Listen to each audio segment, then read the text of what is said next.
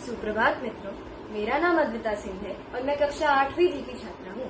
आज मैं आपको एक रोचक कहानी सुनाने जा रही हूँ, जिसका शीर्षक है सब कुछ तुम्हारे हाथ में। एक आदमी रेगिस्तान से गुजरते हुए बुदबुदा रहा है, कितनी बेकार जगह है ये, बिल्कुल भी हरियाली नहीं है। वह स्वयं से कहने लगा, अरे हो भी कैसे सकती है, यहाँ तो पानी का नामो निशान भी नहीं है। फिर वह आसमान की ओर देखते हुए भगवान से कहने लगा, हे भगवान, आप यहाँ पानी क्यों नहीं देते? अगर आप यहाँ पानी देते तो यह जगह कितनी हरी भरी और सुंदर होती। फिर वह आसमान की ओर देखता रहा, मानो वो भगवान के उत्तर की प्रतीक्षा कर रहा। जैसे ही उसने अपनी नजर नीचे झुकाई, उसे सामने एक कुआं दिखा। कुएं को देखते ही वह आश्चर्यचकित रह गया, क्योंकि वह बरसों से इस रेगिस्तान से आ जा रहा था, परंतु उसे यहाँ पे कोई भी कुआं नहीं दिखा। वह चकित होके आगे कुएं की तरफ बढ़ने लगा और देखा कि कुआं तो लबालब पानी से भरा हुआ है।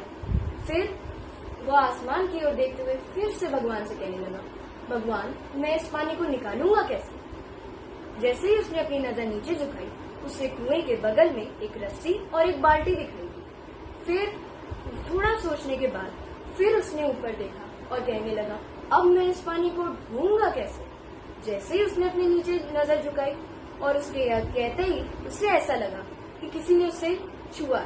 जैसे ही वह पीछे मुड़ा, उसने देखा कि एक ऊंट खड़ा है उसके पीछे। ऊंट को देखते ही वह घबरा गया, क्योंकि उसे यह लगा कि कहीं उसे रेगिस्तान को हरा भरा करने के कार्य में तो नहीं फंसा दिया गया है। इसी कारण वह आगे बढ़ने लगा। वह आदमी अभी 2-4 कदम आगे बढ़ा ही था, तभी एक कागज उड़ते हुए उसके पैरों से आगे चिपक गया। जब उसने उस कागज को उठा के पढ़ा तो उस कागज में लिखा हुआ था कि मैंने तुम्हें पानी दिया, रस्सी, बाल्टी और पानी को ढोने का भी साधन दिया। अब तुम्हारे पास वो हर एक चीज है जिससे तुम इस रेगिस्तान को हरा भरा और सुंदर कर सकते हो। अब सब कुछ तुम्हारे हाथ में। परंतु वो आदमी मेहनत के डर से आगे बढ़ने लगा और यह रेगिस्तान कभी भी हरा भरा नहीं हो सकता। तो दोस्तों, इस कहानी से हमें क्या शिक्षा मिलती है? इस कहानी से हमें यह शिक्षा मिलती है कि जब हमारे जीवन में कोई काम हमारे मन मुताबिक नहीं होता, तो हम अक्सर उसका दोष दूसरों पर डालते हैं, कभी सरकार, तो कभी बुजुर्ग, तो कभी भगवान।